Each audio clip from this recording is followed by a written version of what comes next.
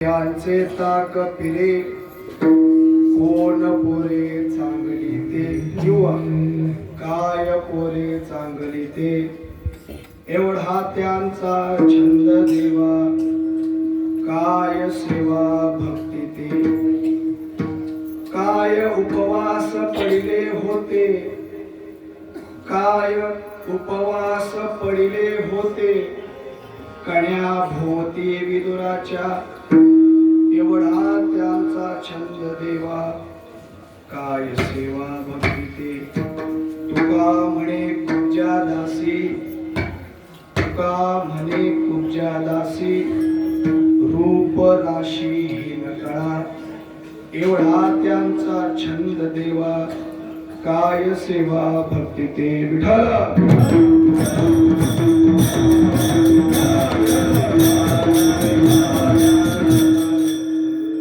महायोगपीठे तटे भीमरत्या वरम पुंडरीकाय दातुं मुनीन्द्रैः समागत्य तिष्ठन्तमानन्दकन्दं परब्रह्मलिङ्गं भजे पाण्डुरङ्गं पाण्डुरङ्गा करो प्रथम पांडुरंगा करो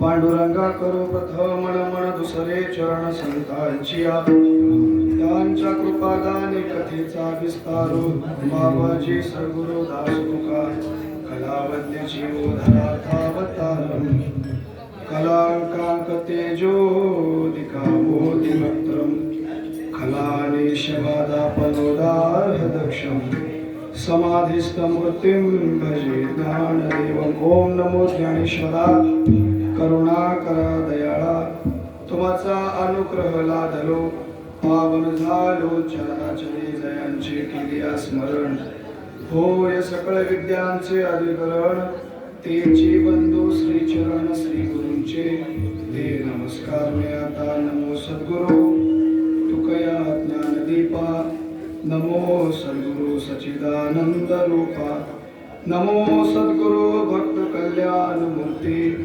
नमो सद्गुरु भास्करा पूर्ण कीर्ती सेवेलागी सेवक झालो तुमच्या लागलो निज चरणा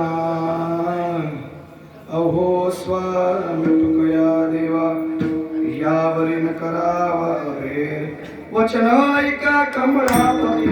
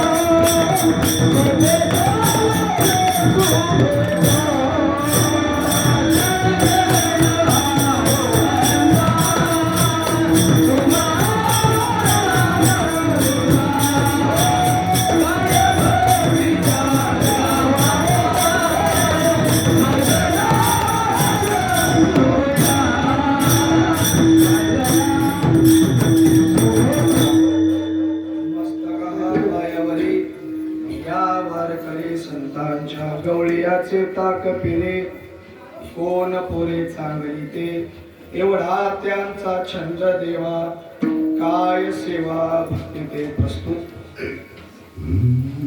कीर्तन रूपी सेवेसाठी निवडला अभंग जगदवंदनीय जगद्गुरु देवूचे सुप्रसिद्ध साधू भक्ती ज्ञान आणि वैराग्य या तिन्ही गुणांनी नटलेले तुका झाला से कळस या पदवीला विराजमान असणारे जगद्वंदनीय तुकोबा आहे यांचा भगवंताला कोणत्या गोष्टीचा छंद आहे याचं 3 उदाहरण देऊन पटवणारा अभंग आहे.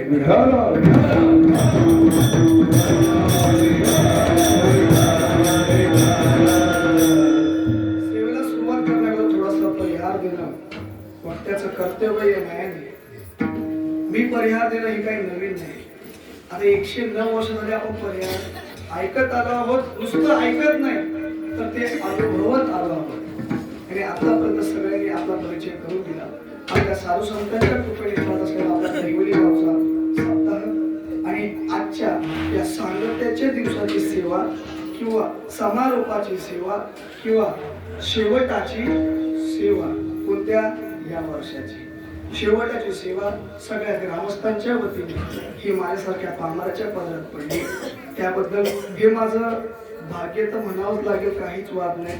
परंतु काहीतरी पूर्वजन्मीचं पुण्य असेल किंवा काही असेल त्या नशिबाने का होईना, कारण की सेवा मिळणं हेच खूप आता मोठं काय झालंय, भाग्याचं झालंय. आणि त्यात दुग्ध शर्करा योग असं आहे की म्हटलंय ना, दूध पवित्र आणि दूध आधीच काय पवित्र आहे, पण त्या पवित्र अशा दुधामध्ये साखर जर टाकली तर आधीपेक्षा त्या दुधाची चव काय होते, वाढते. तसं एक समजा हे आजचं दूध आहे आणि दुधामध्ये साखर पडण्याचा योग म्हणजे आज आपले गुरु बाबा आपल्या समोर काय बसलेले. हे माझ्यासारख्या पावलाचं परम भाग्य. बघायला गेलं तर आनंदही आहे आणि थोडी मनामध्ये काय धाकधूक सुद्धा आहे. जर बघितलं तर सगळे कीर्तनकार माझ्यापेक्षा 4 पावसाळे उन्हाळे हिवाळे पाहिलेली मोठी मंडळी, बरोबर की नाही, किंवा समोर बसली मंडळी सुद्धा माझ्या वयाची, माझ्यापेक्षा कितीतरी पटीने अनुभवी. एवढंच काय, समोर बसलं दैवत सुद्धा माझ्यापेक्षा काय मोठंच आहे. आणि त्यांच्या समोर आपण काहीतरी 2 शब्द विवेचन करणं हे एक प्रकारे काय आहे तर लहान तोंडी मोठा घासच आहे ना. मग त्यांच्या समोर बोलायचं म्हणजे मनामध्ये धाकधूक होणार. परंतु कसं शेवटी बघा, आईचं अंतकरण कसं असतं माहिती का, मुलगा कितीही बोबडा बोलला आहे की नाही, का बालक बोबडा बालक बोबडा बोलतो, बरोबर की नाही. तो भाकरीला कधी भाकर म्हणतच नाही, तो काय म्हणतो काकर म्हणतो. पाण्याला कधी लहान मुलं पाणी म्हणतात का, नाही म्हणत. काय म्हणतात मग, काय म्हणतात मग म्हणतात. पण आईला कळतं की नाही माझ्या बाळाला काय पाहिजे, पाणी पाहिजे. जसं बालाची बोबडी भाषा, लहान मुलाची बोबडी भाषा आईला कळते, तसं सद्गुरू हे आपले कोण आहेत, आई आहेत. जी आपण बोबडी भाषा बोलू ती 100% खात्रीशीर सद्गुरू रूपी आई आपली भाकर म्हणून ग्रहण करेल.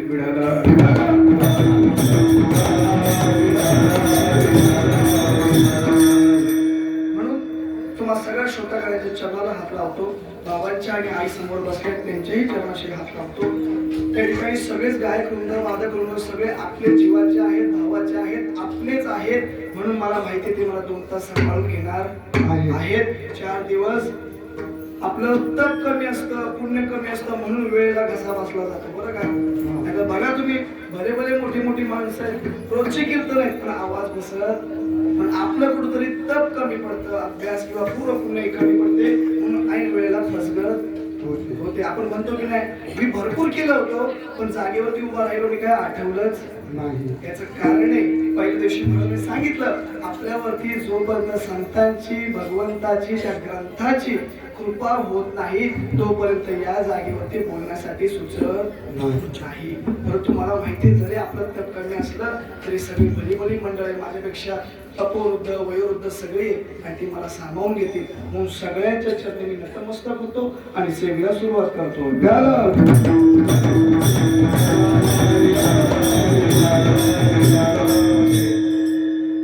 आपल्या हातामध्ये अवधी फक्त 1 तासाचा आहे. आपल्याला माहिती आहे काल्याचं कीर्तन म्हटलं की 12ला आपला जन्म करायचा आहे आणि आपल्याला काय ग्रहण करायचं आहे? प्रसाद ग्रहण करायचा आहे. आज बघायला गेलं तर काल्याचा दिवस आहे. काल्याचा दिवस म्हणजे शेवटचा दिवस आहे. आपल्या सप्त्याची काय सांगत आहे. जसं काल महाराजांनी सांगितलं, सप्ताह म्हटलं तर काही नियमावली येते. पहिल्या दिवशी नामपर, नंतर संतपर, उपदेशपर, विनवणीपर, अनेक प्रकारचे मध्ये आले. आधीचा दिवस जागराचा दिवस मागणीपर आणि शेवटचा दिवस कसला तर काल्याचा कीर्तन. म्हणजे काय तर भगवंताचं चरित्र वर्णन करण्याचा दिवस. काला म्हणजे शेवट. काला म्हणजे एकदा झाला काला की आता सगळ्यांनी हाला. मग आता बघा तुम्ही, एकदा काला झाला की तिच्या नंतर कोणी दिसणार नाही. म्हणजे काला म्हणजे हाला, काला म्हणजे शेवट आहे, बरोबर. आणि शेवट हा महत्वाचा असतो बरं का. मग तो व्यावहारिक शेवट असो नाही तर परमार्थिक शेवट असो. व्यवहारामध्ये सुद्धा बघा, शेतकरी वर्षभर मेहनत करतो पण त्याचा शेवट कधी घडवतो? ज्यावेळी त्याच्या मना समाधानाप्रमाणे ज्यावेळी त्याच्या पीक हातामध्ये येतं तेव्हा, बरोबर की नाही. तो त्याचा काय शेवट आहे. त्याची सुद्धा इच्छा आहे, मी वर्षभर केल्या मेहनतीचा माझा शेवट कसा व्हावा?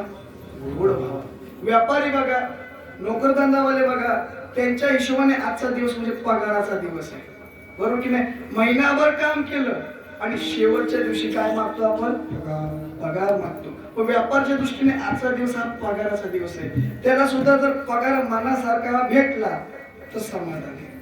आणि जर परमार्थिक दृष्ट्या बघायला गेलं तर आज सुद्धा आपला काय शेवटचा दिवस आहे. शेवट तो भला माझा बहु गोड झाला. काय म्हटलंय? शेवट तो बरा. शेवट हा भलाच झाला पाहिजे. आणि जो बघा आपण म्हणतो ना, शेवट गोड तर आहे की नाही. Happy ending. सुरुवात तुमची कशी हो पण शेवट गोड झाला की आधीच्या सगळ्या दुःखांवरती काय जातं? पाणी जातं. तसं काल आपण भगवंताकडे जी सेवा केली 3 दिवस त्याचं मागणं मागितलं आणि ते मागणं आज आपल्या समोर काय येणार आहे? फळाला येणार आहे. जे 3 दिवस आपण या ठिकाणी सप्त्याच्या मंडपामध्ये जी सेवा केली ते सेवाचा मेवा म्हणजे या 3 दिवसाच्या कामाचा पगार आज आपला भगवंत काय करणार आहे? देणार आहे. मग तो पगार कोणाला मिळणार आहे माहिती आहे का? कोणाला? जेवण झालं घरी जाऊन झोपले त्यांना नाही नाही नाही नाही. कोणाला? ज्याने या कीर्तन केलं, ज्याने गायन केलं, ज्याने वादन केलं, ज्याने टाळ घेऊन उभे राहिले किंवा ज्याने कीर्तन श्रवण केलं. एवढंच नाही, पुढे जाऊन सांगतो, ज्याने हे मंडप झाडण्याचं काम केलं. पुढे जाऊन सांगतो, ज्याने सगळ्यांना स्वयंपाक बनवण्याचं काम केलं, नवे नवे ते स्वयंपाक वाढण्याचं काम केलं. एवढंच काय, पक्वाजीला लागलेला कणिक सुद्धा ज्याने बनवला त्याला सुद्धा हा पगार घेण्याचा अधिकार आहे. एवढंच काय, ज्याने खाल्लेलं उष्टी पत्रावळी उचलली त्याला सुद्धा आज पगार घेण्याचा अधिकार आहे. पण जो खाऊन ताटून वाढ असं करून जो नंतर घरी जाऊन चादरी घेऊन झोपला त्याला आजचा प्रसाद नाही. का? याचं कारण इतकं आहे, जो आजचा प्रसाद आहे दिसायला जरी दही आणि लाही असली तरी त्या दही आणि लाहीला आजच्या दिवसाला भरपूर काय मोल आहे. का? इथे काय येऊन दही लाही खायची का?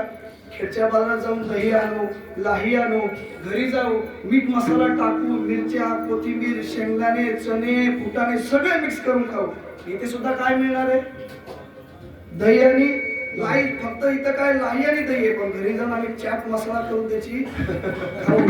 पण घरी खाल्लेल्या दही लाईला तुम्ही भेळ म्हणाल पण त्याला काला म्हणू शकत नाही. कारण की घरी खाल्लेली दही लाही हा भेळ असू शकते, पण या ठिकाणी जो दही पाहताच आपण काला खाऊ तो कोणी साधा सुद्धा व्यक्ती देत नाही. भानुदास गीतिगात आणि प्रसाद देतो पंढरीनाथ. आजचा प्रसाद देणारा तुम्ही आम्ही नाही. आज काल्याचा प्रसाद देणारी व्यक्ती कोण आहे? जो जगाशे चालता जेणे हे विश्व निर्मिले महर्षी देवा संस्थापिले आणि 21 स्वर्गात धरले सत्ता मात्रे आपुलिया. किंवा चाले हे शरीर कोणाची या सत्ते कोण बोलवितो अरे वीर, असा तो जगाचा चालक मालक आज तुम्हा मला आपल्याला सेवेचं फळ, आपल्या केलेल्या कामाचा पगार तो आपला आज आपल्या हातावरती देणार आहे. म्हणून हा काला सेवन करणं त्या ठिकाणी स्वर्गातल्या देवाला सुद्धा प्राप्त झाला आहे. पण तो आज आपल्याला ग्रहण करायचंय. किती भाग्यवान आहोत बघा. आपल्या ताईने सांगितलं आपल्याला की आपण भाग्यवान का, आपला पहिला भारतात जन्म झाला, बरोबर की नाही. भारतात होऊन आपण महाराष्ट्रात जन्माला आलो, हे सुद्धा काय आपलं भाग्याचं लक्षण आहे. पण सगळ्यात मोठं भाग्याचं लक्षण असं आहे की आपण संतांच्या नंतर जन्माला आलो. जर आपण संतांच्या आधी जन्माला आलो असतो तर आपल्याला हा काला मिळाला नसता. माऊलींनी निर्माण केली ज्ञानेश्वरीचं पारायण आपण कधी केलं नसतं. तुकोबारायांच्या गाथ्याचं कधी दर्शन घेतलं नसतं. म्हणून आपण भाग्यवान आहोत की आपण संतांच्या नंतर जन्माला आलो.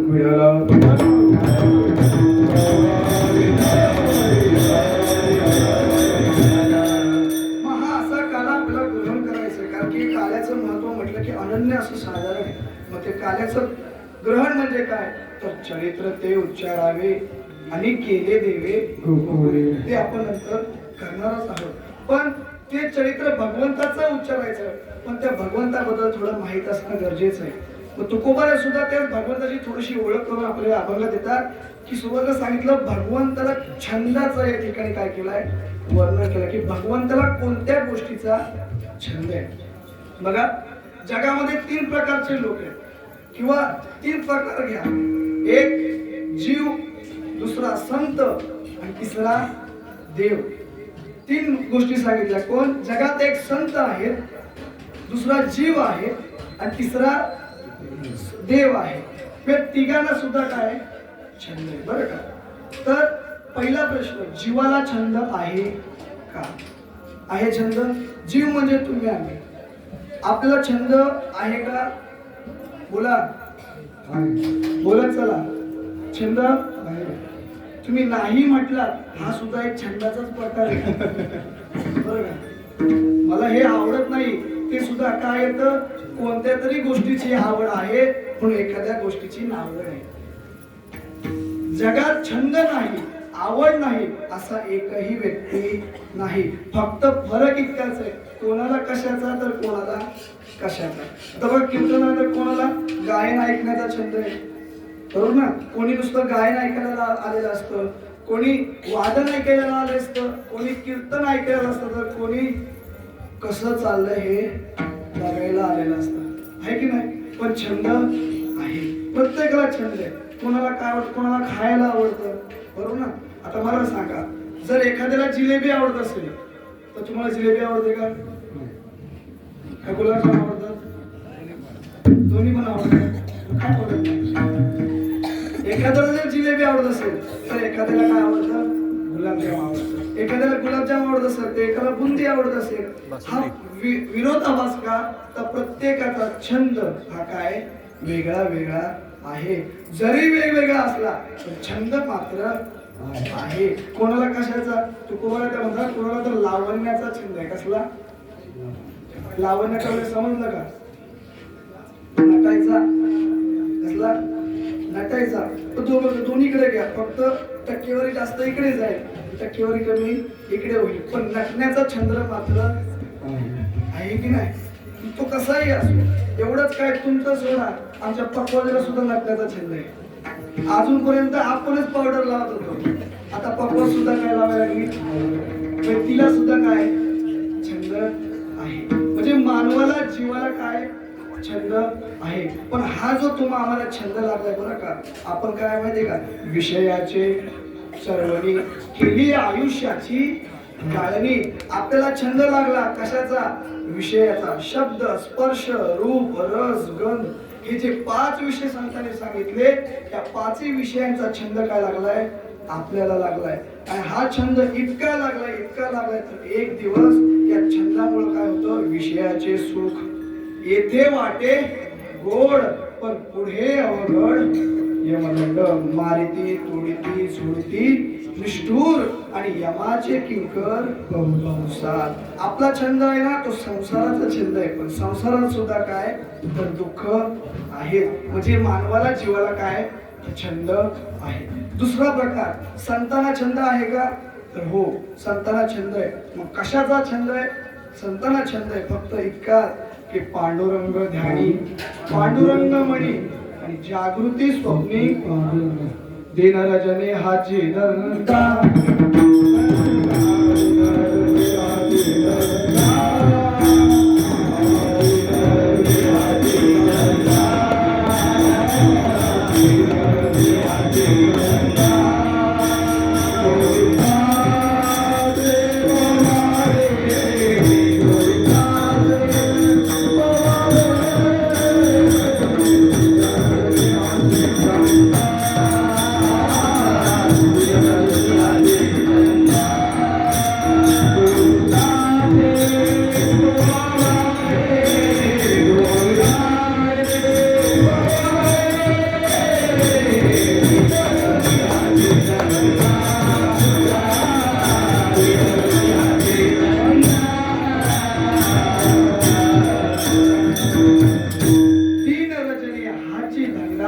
गोविंदाचे वडे. संतांना छंद लागला कशाचा? तर भगवंताच्या नामाचा. दिन रजनी हाचे गोविंदासनी, गोविंद शयनी आणि गोविंद त्या मनी बैसलासे. त्यांना छंद लागला देवाच्या नामाचा. इतका लागला की देवाच्या नामस्मरणात गुंतले तर संसाराचा सुद्धा त्यांना काय होतो? विसर पडून जातो. इतकंच काय, तुकोबरायांचं दृष्टांत आहे, सगळ्यांना ज्ञात आहे. ज्यावेळी तुकोबरा शोधत काशीचे ब्राह्मण देहू गावामध्ये आले की तुकोबरायांचे वाऱ्या हाती माप चाले संचनाचे आणि कीर्तिमुख त्यांचे नारायण. तुकोबरायांची कीर्ती एवढी पसरली ती काशीपर्यंत पोहोचली. मग काशीचे विद्वान तुकोबरांना बघण्यासाठी म्हणून देहू गावामध्ये आले. देहू गावात विचारलं की तुकोबांचं घर कुठे आहे? सांगितलं या रस्त्यावर त्या रस्त्यावर जा, ते कोकणाचं घर कोणाचं आहे? तुकोबरायांचं आहे. ते विद्वान ते ब्राह्मण तुकोबरायांच्या घरी गेले. आतमध्ये जिजामाता होत्या. त्यांना विचारलं तुकोबराय कुठे आहे? जिजामाता म्हटल्या ते आत्ताच बहिर्देशीला गेले. बहिर्देशीला गेले. ऐकल्यानंतर आईने त्यांना बसण्याचा आग्रह केला पण ते म्हटले आम्हाला बसून जाणार नाही, आम्हाला पुन्हा पुढची वाटचाल करायची. आम्ही त्यांना वाटेमध्येच भेटतो आणि आम्ही निघून जातो. म्हणून ते तुकोबांना शोधत वाटेने जात असताना त्या ठिकाणी तुकोबाने बहिर्देशीला बसले असताना त्यांनी त्या ठिकाणी त्यांच्या कानावरती नामस्मरणाचा काय पडला? घोष पडला. ज्ञानोबा तुकाराम आहे की नाही? त्यांना नाम ऐकायला आलं. म्हणतात की अशा जागेवरती कोण नामस्मरण करताय म्हणून त्याने इकडे तिकडे पाहिलं तर बघतात तर तुकोबाला त्या ठिकाणी काय करताय? तर भगवंताचं नामस्मरण करतायत. तुकोबाला त्यांनी जवळ घेतलं. विचारलं अहो तुकोबाराय, तुमची कीर्ती ऐकून आम्ही काशीवरून या ठिकाणी आलो आणि एवढे तुम्ही विद्वान म्हणवता, एवढे तुमचे विद्वान म्हणून प्रचिती आहे, पण तुम्हाला भगवंताचं नाम कुठे घ्यावं हे सुद्धा कळत नाही. अहो बहिर्दिशेला असताना देवाचं नाम घेऊ नये. त्या ठिकाणी ते काय वज्र आहे, अशा ठिकाणी देवाचं नाव घेऊ नये. तुकोबारा म्हटले अहो मला सुद्धा कळतंय की देवाचं नाम घेऊ नये पण माझी माता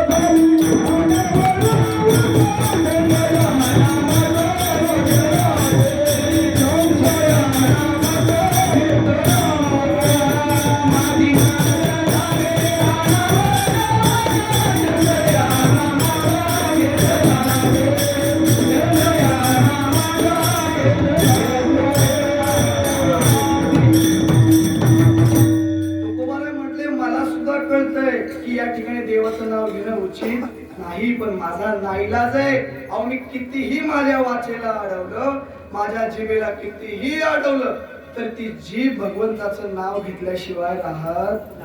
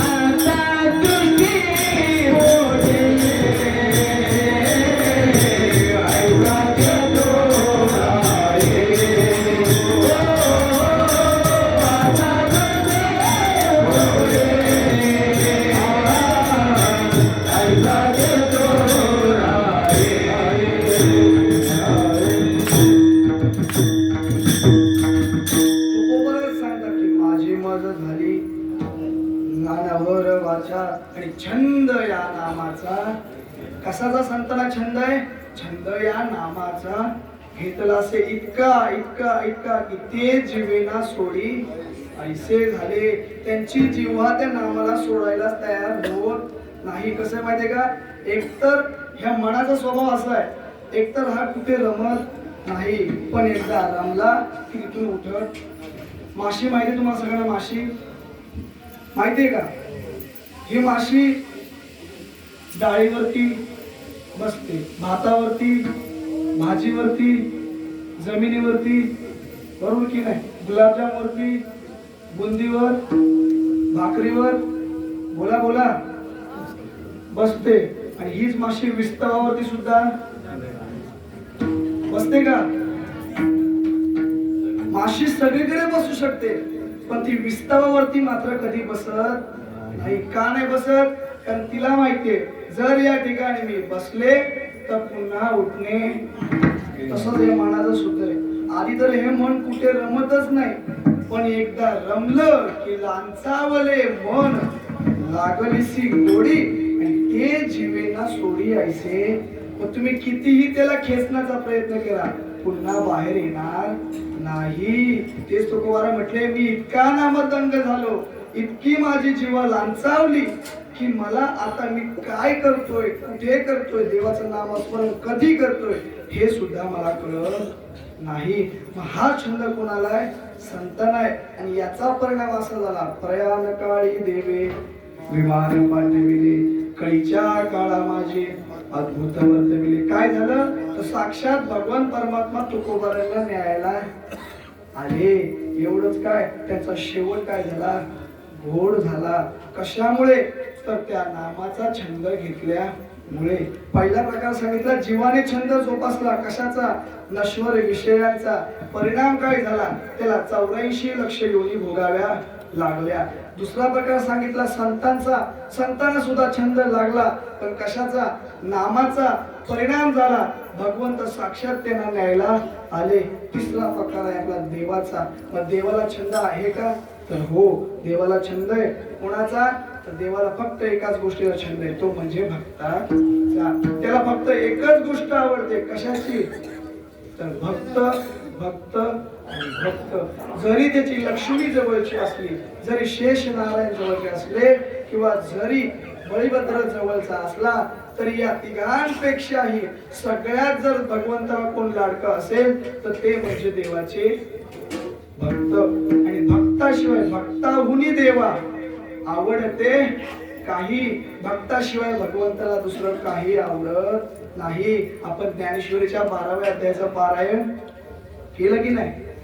12व्या अध्यायामध्ये शेवटला काय? भक्ती योगो नाम. 12व्या अध्यायामध्ये ज्ञानोबरांनी संपूर्ण भगवंताने भक्तावरती केल्या प्रेमाचंच वर्णन केलंय. किती? 7व्या अध्यायापासून श्लोकापासून शेवटपर्यंत भक्तास प्रियो.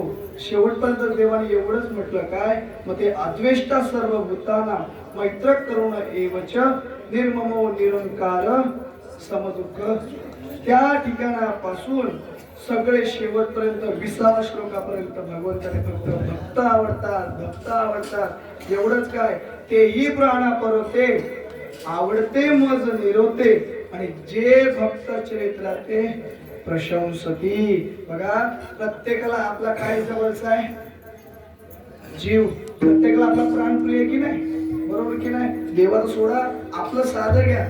आपल्याला सुद्धा आपला जीव काय सगळ्यात जास्त प्रिय आहे. बरोबर की नाही? बघा, एखाद्या व्यक्तीच्या जर पायाला जखम झाली, बरोबर की नाही? जखम झाली, पण कामाच्या गडबडीमध्ये त्याने त्या जखमेवरती इलाज लवकर केला नाही. त्याने कंटाळा केला, किंवा काही परिस्थितीमध्ये त्याने टाळाटाळ केली. टाळाटाळ केल्यानंतर तो दवाखान्यामध्ये गेला. डॉक्टरांनी सांगितलं माझ्या पायाला जखम झाली. डॉक्टर म्हटले जखम दिसते, ती जखम खूप आता खोलवर गेलेली आहे, तिचं विष तुम्हाला बांधलंय. आता एक करावं लागेल, तुमचा पाय हा ढोपरापासून काढावा. काय बोलले? तुम्हाला ढोपरापासून काढ. ते म्हटले ढोपरापासून काय? मांडीपासून काढा, पण माझा पाय बरा होऊ द्या. बरोबर की नाही? पाय बरा होऊ द्या. ते डॉक्टरांनी सांगितलं ठीक आहे, ढोपरापासून काढू. काढायचा होता खालून, त्याने सांगितलं ढोपरा काय? मांडीपासून काढा, पण माझा पाय बरा होऊ द्या. म्हणजे त्याला पायापेक्षा त्याचा जीव काय आहे जास्त महत्वाचं आहे. ज्यावेळी आपण थोडं जरी लागलं तरी आपल्या त्या जखमेच्या वेदना होतात. म्हणजे आपल्याला आपला देह प्रिय आहे आणि या शरीरापेक्षा सुद्धा आपल्याला आपला प्राण प्रिय. मग आपला जर प्राण प्रिय असेल तर देवाला त्याचा प्राण प्रिय नाही का? आहे ना. पण ज्ञानोबा म्हणतात त्या भगवंताला त्याच्या प्राणापेक्षा सुद्धा त्याचे भक्त जास्त आवडतात. कालच्या महाराजांनी एक दृष्टांत सांगितला. कालचं कीर्तन ऐकलं का? नकराचा आणि गजेंद्राचा. त्या दृष्टांतामध्ये तेच आहे ना, देवाने भक्ताचं तर रक्षण केलं, पण जे चरित्र उच्चारतात, ज्या नकराने पाय धरून 1000 वर्ष देवाचं नामस्मरण केलं, बघायला गेलं तर तो भक्ताचा शत्रू आहे, गजेंद्राचा शत्रू आहे. पण शत्रू असताना सुद्धा त्याने भक्ताचं नामस्मरण केलं, म्हणून भगवंताला त्या नकराला सुद्धा उद्धार करावा लागला.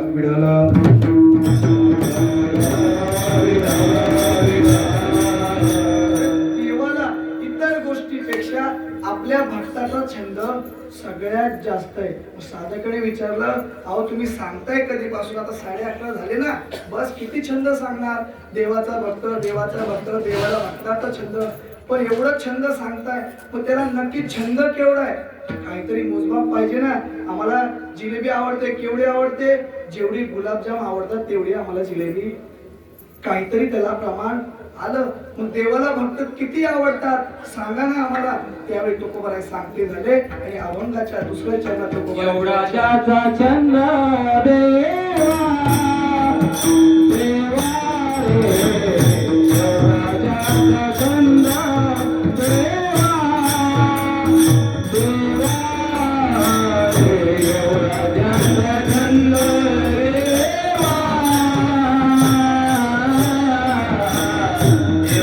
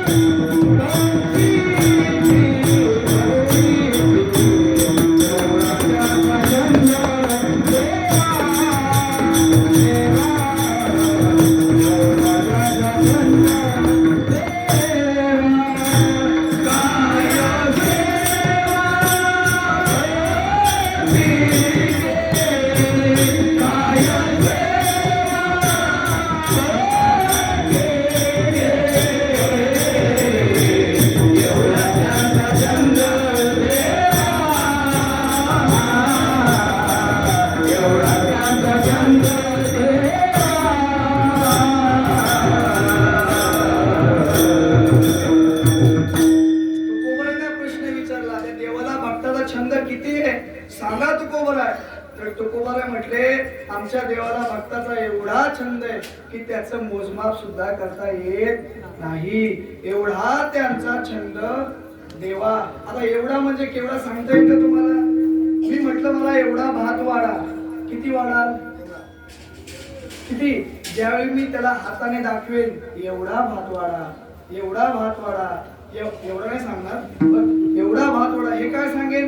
एक मोजमाप सांगेन, परिमाप सांगेन. त्यावेळी त्या एवढा शब्दाला काहीतरी लिमिट पण येईल. पण तुकोबांनी त्यावेळी सांगितलं का एवढं एवढं? नाही नाही नाही, एवढा शब्दाला परिमापच नाही. याचा अर्थ भगवंताला किती भक्ताची गोडी आहे याचं मोजमाप करता येत नाही. एवढा त्यांचा छंद, एवढा एवढा एवढा की त्या भक्तासाठी भगवंत काहीही करायला तयार होतो. माझ्या विठोबाचा आपणची देव होय गुरु, एवढा त्यांचा छंद देवा. किंवा उंच नीच काही नेणे भगवंत तिष्ठे भाव भक्ती दासी कन्या विदुराच्या बक्षी दैत्या घरी रक्षी चर्म रंगू लागे रोहिदासा संगे कबीराच्या मागे शिलेविनी सजन कसा या विकू लागे मांस माया सावत्याचं पुरवू लागे संपूर्ण 13 चरणाचा अभंग वाचून घ्या. भगवंताने देवासाठी भक्तासाठी काय एवढं केलं तर एवढा त्यांचा छंद देवा. एवढंच काय तर झाडलो करी जणी काय म्हटले झाड लोट करी जणी आणि केर भरी चक्र पाणी कारण काय एवढा त्यांचा छंद देवा.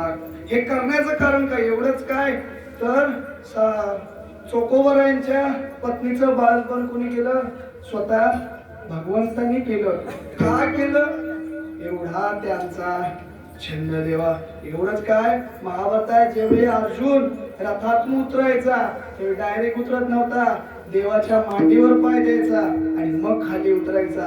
देव होता तो भगवंत जगाचा चालक मालक होता पण अर्जुनाचा पाय आपल्या मांडीवर घ्यायचा कारण काय एवढा त्यांचा छंद देवा. नुसता पाय घेत नव्हता तर रथाचे घोडे धुण्याचं काम सुद्धा कोण करायचा देव करायचा. अहो साधा आपण आपल्याकडे छोटस पद आलं तर आपण खालची कामं करायला तयार होत नाही. देवाकडे काय आपल्या राज्याचं पद होतं नाही नाही नाही जगाचं पद होतं जगाचं. आणि जगाचं पद असताना सुद्धा एवढ्या खालच्या प्रकारची कामं भगवंताने केली. ही कामं करण्याचं कारण एवढंच आहे एवढा त्यांचा छंद देवा. पण जरी छंद असला तरी बघा व्यवहार सांगतो कितीही एखाद्या गोष्टीची आवड असली ना तर काही गोष्टी समोर आल्यानंतर ती आपली आवड कमी होऊन जाते बरं का. एखादा माणूस आपल्याला कितीही आवड द्यावं कितीही जवळचा असू द्या एखादा जवळचा मित्र असू द्या पण जर त्यातला वाईट गुण कळाला तर आपलं त्याच्यावरचं प्रेम काय होतं कमी होतं. कारण की छंद कमी होण्याची भरपूर कारण आहेत. बघा वाईट गुण कळाला आवड कमी होते. एखादा समजा आपण जवळचा मित्र केला एक दिवस त्याच्या घरी गेलो आणि त्याचं राहणीमान बघितलं बरं का. त्याचं राहणीमान बघितलं खाणं पिणं बघितलं कसा राहतो कसा खातो त्याचे कपडे कसे हे सगळं पाहिलं आणि त्याचं राहणीमान बघून आपल्या मनात काय आली किळस आली. आणि जे आपलं प्रेम त्याच्यावरती होतं ना ते त्याचं राहणीमान बघून आपलं प्रेम त्याच्यावरचं काय झालं कमी झालं. दुसरं सोडा आत्ताचं जग जातीपातीवरती काय करतं भेदभाव करतं बरोबर की नाही. आपण पण तुम्ही काय मी काय सगळं जग म्हणा आपल्यापेक्षा विरोधाभास जातीचा असला की आपलं झालेलं प्रेम काय होतं कमी होतं. मग ह्या जो छंद जो लागलेला असतो काही गोष्टी आडव्या आल्या की त्या छंदाचा छंद काय होतो कमी होतो. पण देवाचा छंद मग तुमच्या समोर जात येऊ कुणाची पात येऊ कुणाचं राहणीमान येऊ कुणाचं खाणं पिणं येऊ कसंही असं तरी देवाचा छंद मात्र कमी झाला नाही. त्यावेळी साधं म्हणाला तुम्ही असं कसं म्हणता काय देव तर तुम्ही म्हणता आजोळ्यासोबत राहिला तुला आजोळ्यातच राहायचा उद्धवासोबत राहिला तुला आजोळ्यातच राहायचा. मग एवढं सगळं होतं मग त्याला असल्या गोष्टी कधी सामोरे आल्या त्याच्या समोर असं कधी आलं तर तुकोबाराय म्हणतात देवाच्या सोबत होते ना ज्या भक्तांवरती देवाची गोडी होती ते सगळे राजमहालात राहणारे नव्हते. अहो जर त्यांचं खाणं पिणं राहणीमान बघितलं ना तर तुम्हाला सुद्धा किळस येईल किळस. पण एवढं असताना सुद्धा देवाचं प्रेम त्यांच्यावरती कसं होतं तेवढंच होतं. कोण होते ते भक्त कसं होतं ते राहणीमान ते कोण भक्त होते ते अभंगाच्या पहिल्या चरणात. गवळीयाचे ताक पी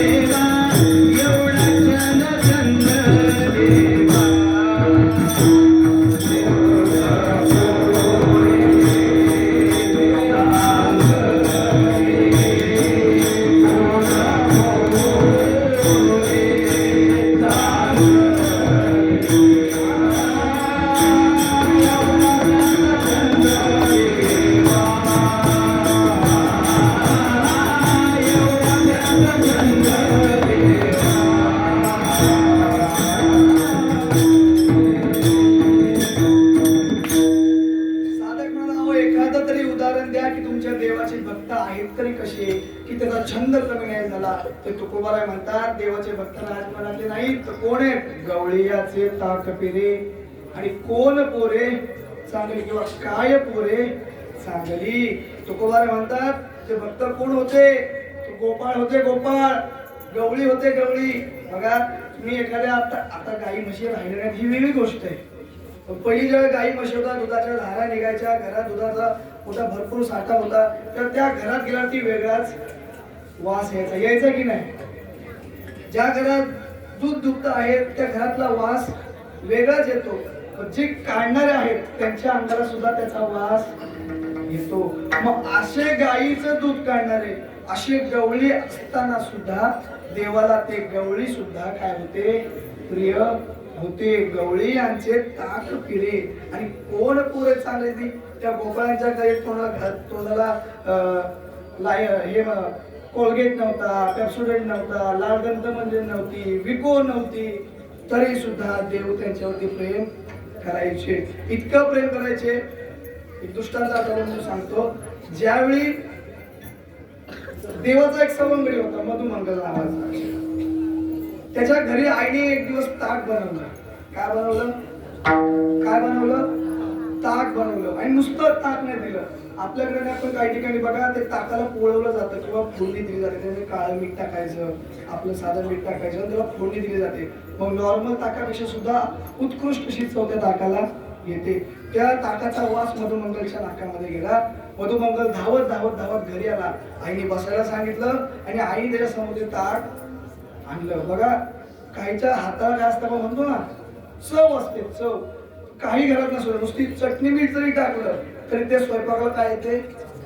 आणि काही जर डबाभर मसाला आणि चव नाही बरोबर की नाही. मग परंतु मधुमंगलच्या आईने असा स्वयंपाक केला ते ताक ज्यावेळी मधुमंगलने पियायला घेतलं त्याचा वास बघून त्याच्या मनामध्ये कधी पितो अशी इच्छा झाली. म्हणून त्याने पहिलाच घोट तोंडात घेतला आणि लक्षात आलं की अरे मी पितोय पण माझा मित्र त्याला सुद्धा हे ताक काय केलं पाहिजे आपण भाजलं पाहिजे, त्याला सुद्धा दिलं पाहिजे. पण जर आईकडे मागून नेलं तर आई कानासाठी ताक देणार नाही. कारण की गोकुळातल्या गवळणींचं आणि माझ्या मित्राचं कसं आहे तर 36चा आकडा आहे. कसा ते एकमेकाचे काय आहेत शत्रू आहेत. मग ती माझ्या कानाला कन्हैयाला ताक देणार नाही. मग आता करायचं काय. जर मी हा ग्लास घेऊन गेलो तर आई मला सुद्धा ताक पिऊ देणार. मग आता करणार काय. म्हणून मधुमंगलने जो घोट घेतला होता तोंडामध्ये तो इथेच काय केला थांबवला. या घशाच्या खाली एक सुद्धा थेंब येऊ दिला नाही. तसंच ते ताक तोंडात घेऊन धावत धावत धावत धावत मधुमंगल कोणाकडे गेला कृष्णाच्या घरी गेला. आणि त्या ठिकाणी जाऊन त्याने देवाला हाका मारल्या का मारले देवाला हाका कशा मारला. तोंडामध्ये त्याने काय भरलंय ताक भरलंय. ते तोंडात ताक भरून त्याचं तोंड असं झालं होतं. कसं झालं होतं बजरंगबलीचं कसं असतं तसं त्याचं तोंड असं फुगलं होतं. आणि तो घरात गेला आणि त्या ठिकाणी असे आवाज द्यायला लागला. ते ऐकून यशोदा माता बाहेर आली. यशोदा माताने विचारलं अरे काय झालं. पण त्याला बोलता मात्र येईना. मग त्याने फक्त खानाखुणा केल्या. ती ओळखून गेली ही पोरं काय आमच्यासाठी येणार नाही. लहान पोरं आली म्हणजे कोणासाठी येणार आपल्या मित्रासाठी. म्हणून त्यांनी कृष्णाला हाक मारला अरे कृष्णा तुझा गडी बाहेर आलाय सवंगडी बाहेर आलाय बघ काय म्हणतोय. त्याचं तोंड कुठून सुजून आलाय. कृष्णा धावत धावत बाहेर आला आणि बघतो तर मधुमंगलाच्या तोंडात देवाने न सांगता कळे अंतरीचे गुज. देवाला कळतंय मधुमंगल कोणत्या भावनेने आलाय कशासाठी आलाय. पण देवाला आपली लीला करायची देवाला आपलं चरित्र गाजवायचंय. म्हणून देव धावत धावत आला आणि मधुमंगलला विचारतो काय झालं बोल. पण मधुमंगल बोलण्याच्या अवस्थेत होता. मधुमंगल फक्त दाखवचा काय सांगायचं त्याला माझ्या तोंडामध्ये काय ताक आहे. पण कृष्ण म्हटलं आता 11:15 होत आले जास्त आता याच्यासोबत खेळायला नको. म्हणून कृष्णाने काय केला जवळ आला आणि म्हटला मी जर लवकर तो उघडला नाही हा मधुमंगल माझ्यावर पिचकारी मारल्याशिवाय राहणार नाही. म्हणून देवाने मधुमंगलच्या समोर तोंड उघडलं आणि त्या मधुमंगलने स्वतःच्या तोंडातलं टाक पिचकारी मारून देवाच्या तोंडात आणि ते देवाने थुकलं. काय केलं? आवडीने काय केलं? ग्रहण केलं. तेच तर गवळीयाचे देवाने पाहिलं का याने तोंडात आणलंय उष्ट आहे. आज आपण आपल्या घरातल्यांचं उष्ट खात नाही महाराज. देवाने आपल्या मित्राचं उष्ट खाल्लं का? नमन उच्चिष्ट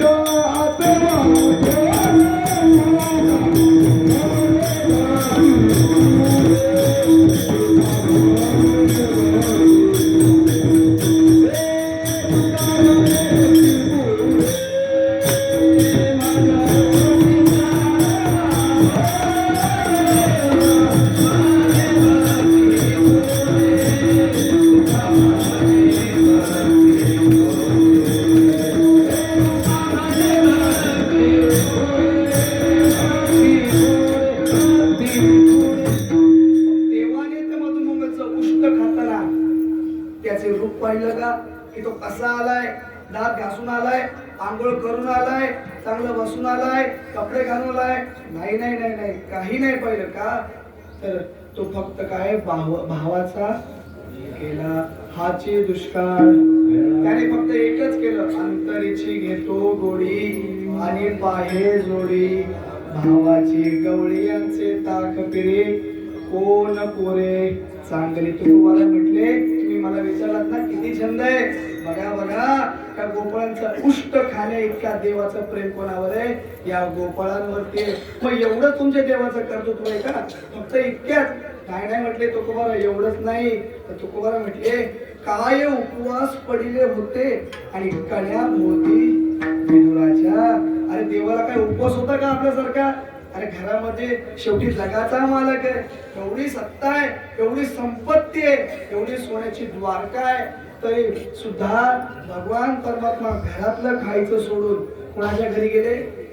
विदुराच्या घरी गेले. नुसते गेले नाही, विदुराच्या घरी गेले. काका काका मी आलोय. पण काका घरात नव्हते.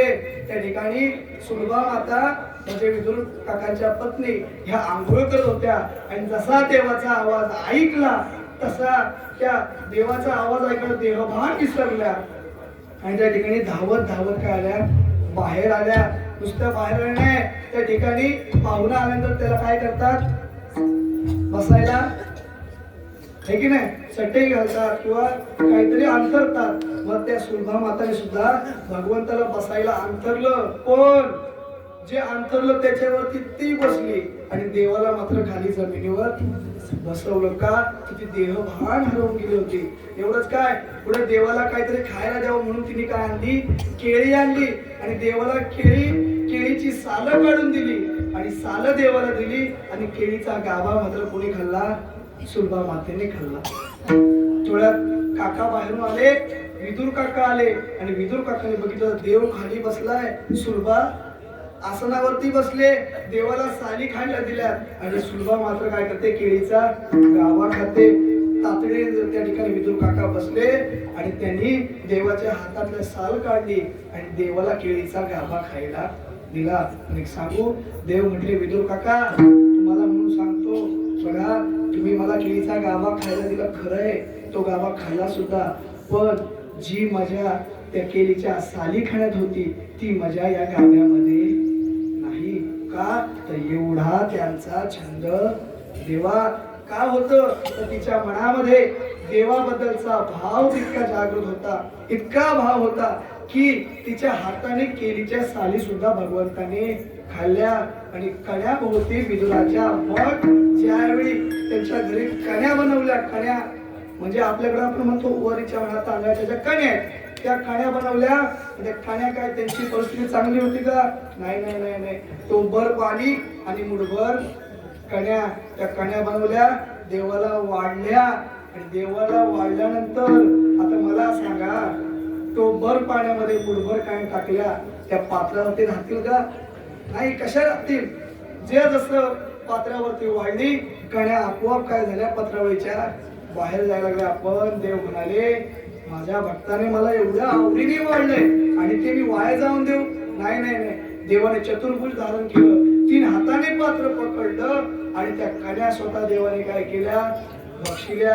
देव म्हटला नाही पातळ झाल्यात मी खाणार नाही, मीठ कमी आहे मी खाणार नाही, या कण्याला चव नाही मी खाणार नाही. पण त्या सुद्धा आवडीने त्या ठिकाणी देवाने कण्या खाल्ला.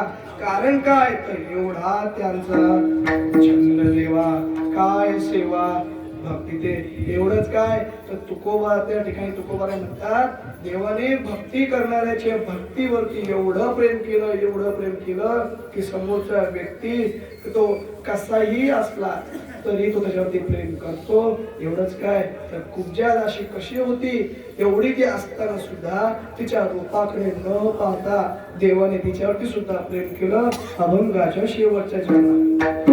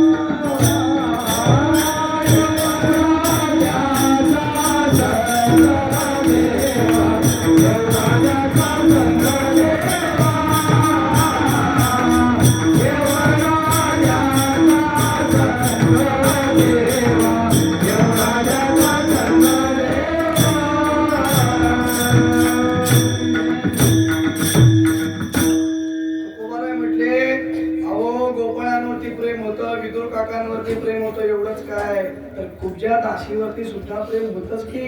कुब्जा दासी म्हणजे 8 ठिकाणी वाकलेली बाई, तिला धड चालता येत नव्हतं. 8 ठिकाणी अष्टांग ठिकाणी ती वाकलेली बाई, पण तिचं प्रेम देवावरती इतकं होतं, तिची भक्ती इतकी होती की देव तिच्या भक्तीवरती बोलला आणि तिचा सुद्धा सहज काय केला, उद्धार केला.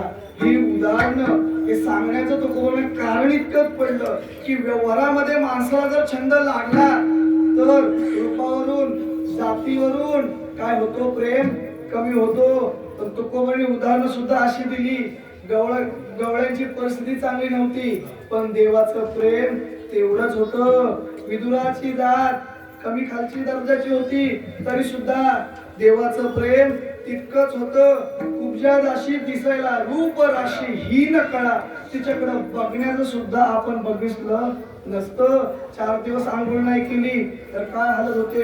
कुब्जा दासीची वर्षभर आंघोळ नव्हती. मग अशा रूपावरती सुद्धा इतकं रूप राशी हीन कळा असताना सुद्धा तुकोबाराय म्हटले एवढा त्यांचा छंद देवा आणि काय सेवा भक्ती. ते पण एवढं प्रेम करण्याचं कारण इतकंच आहे. तुकोबाराय म्हणतात अंडरलाईन करा, काय सेवा भक्ती. ते त्यांनी जी भक्ती केली, त्यांनी जी सेवा केली, त्यांच्या सेवेच्या जोरावर, त्यांच्या भक्तीच्या जोरावर त्यांनी इतकं कमवलं की एवढा त्यांचा छंद देवा. इतकं कमवलं की देव सुद्धा त्याच्यासाठी काय होतो, हाके सरसी उडी. तर काहीही संकट पडलं तरी त्या ठिकाणी तो ताबडतोब उभा राहतो. कारण इतकंच एवढा त्यांचा छंद देवा. काय सेवा भक्ती ते विठोबा रखो